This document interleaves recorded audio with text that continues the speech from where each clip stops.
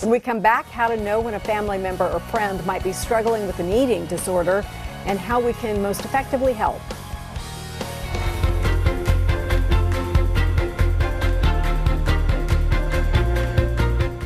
According to national figures, at least 30 million people in the U.S. are currently living with an eating disorder. That's a lot of people. This number includes people of all ages, genders, ethnicity, and socioeconomic status. What constitutes an eating disorder and how we can tell whether someone we know is struggling are good questions for us today. Kelsey Thomas is an expert on eating disorders at the EmilyProgram in Seattle. Thanks very much for being here. Thank you. I'm pretty shocked by those figures. That is just a lot more than I thought. Absolutely. It affects so many people. And the thing is that there are so many people that you wouldn't even expect.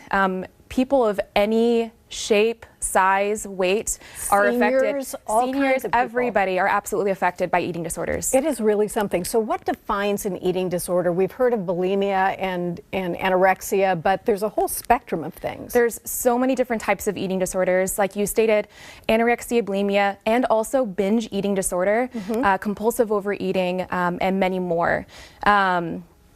You also can find that many people exhibit different symptoms from each of those diagnoses.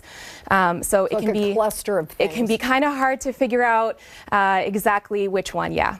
Well, I have so many questions. One is, okay, how do we know? Everybody has, maybe a period of time where they're mourning a breakup and they eat a lot of ice cream or something like that. But an eating disorder is something that is different from that. Explain to us what a disorder involves. Yeah.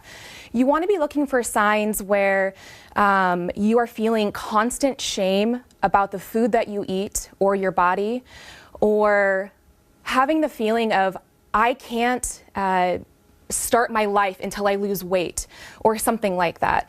Another thing you want to be looking for is compensation. So that could be something like saying, I can't eat this piece of cake until I go on my run, or I skipped dinner tonight because I didn't go on my run. Things like that. Okay.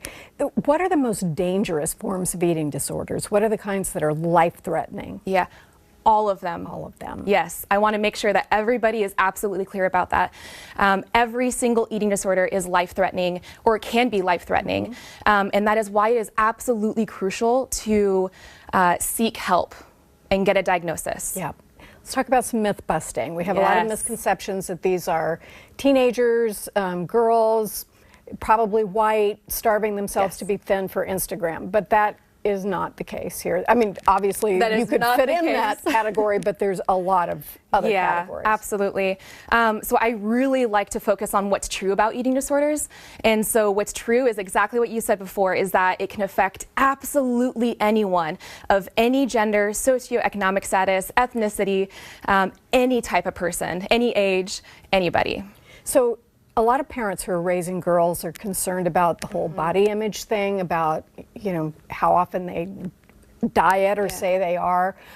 How can we tell for sure? I mean, if something's going on, let's just say it looks like it's headed in that direction. What's our best approach for analyzing that and maybe counteracting some of the other messages? Absolutely. So the first thing is that it's not the parent's job. The parent's job is to get that individual, their daughter or their son or whoever, into a specialized, facility where they can help their son or daughter. That's an important thing. Absolutely. Parents don't need to struggle alone or without expert help, and in fact shouldn't. I'm hearing you say. We are the experts. Let us do all of that for them. That makes sense. And then we get to help teach the families of how to support their loved one. And is it kind of a family solution that's necessary? It's not in isolation to the patient, but there are, ways in which the family all has to get involved.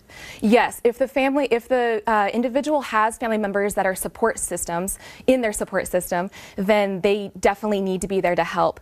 And the reality is that there are a lot of people out there who do not have a support system.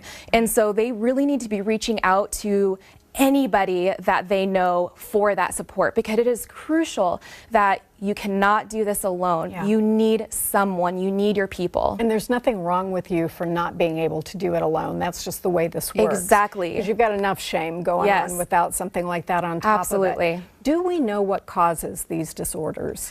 So many different things. It really is the underlying things that happen within somebody's life. It's not about wanting to be thin or wanting to be perfect or any of these things that kind of the stereotypical reasons of why somebody might have an eating disorder. It's a lot of like beneath the iceberg stuff. Yeah. So that sounds like that's a little complicated to unravel then. Yes, and that is exactly why getting that specialized eating disorder treatment care is absolutely key, because there's therapists and dietitians and doctors and psychiatrists and the whole team to be able to help care for that person. Is it possible to recover, to be cured, to get past this, or is it a management issue? You can absolutely be cured. That's good. 100%. Is it a difficult disorder to treat? It is. It can take many, many, many years, and that is why it is crucial to have that support system and that help. Yes. Are there times when this is life-threatening? Yes, most definitely. We really want to make sure there's early intervention, and that's why it's key to get the help, right? And sometimes that doesn't happen, and so eating disorders can be life-threatening, and that is why, again, it's crucial to get that help. Right. There are literally stages where your organs can fail. Yes. When things are going on. Should you call, let's say you're trying to deal with this at home. Yeah. Is it appropriate ever to call 911? I mean, what? Yeah. How do we know when this is a crisis point? Yeah. If you even have the thought, should I call 911? Do it. Don't even think about it. Just pick up the phone, call 911.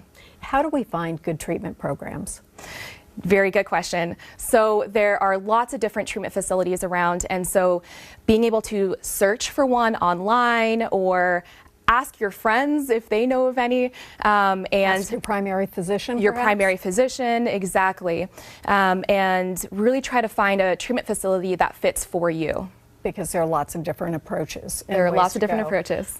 Thank you so much. It's scary, but also hopeful that there are solutions out there. And yes, there are. Should just not hesitate to reach out. Yes. 3 of our doctors.